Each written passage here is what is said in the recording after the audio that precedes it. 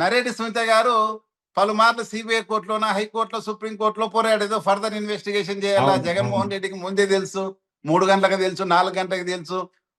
చాలా ఇదిగా పోతే సుప్రీంకోర్టు వాళ్ళు ట్రయల్ కోర్టుకు ఇచ్చారు ఫ్రీడమ్.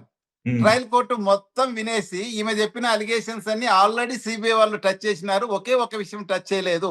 అదే మన అర్జున్ రెడ్డికి కిరణ్ యాదవ్ అని సునీల్ యాదవ్ తమ్ముడు ఒక మెసేజ్ పెట్టాడు, అర్ధరాత్రి పెట్టినాడని. యూటీసీ టైమింగ్స్ ఆమె చెప్తే, యూటీసీ టైమింగ్ అమ్మా అది, లెక్కేస్తే ఉదయం 7:15 7:42కి అవుతుంది. అది ప్రపంచానికి అంత తెలుసు. ఎందుకంటే ఫస్ట్ తెలిసింది 6:15కి మన నరేడి రాజశేఖర రెడ్డికి, పిఏ కృష్ణారెడ్డి నుంచి ఆయన చావు గురించి.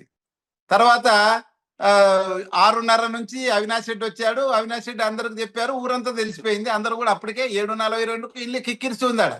ఆయన అనుయాయులకు, బంధువులకు తెలిసి అందరూ వచ్చారు విజిట్ చేసేకి.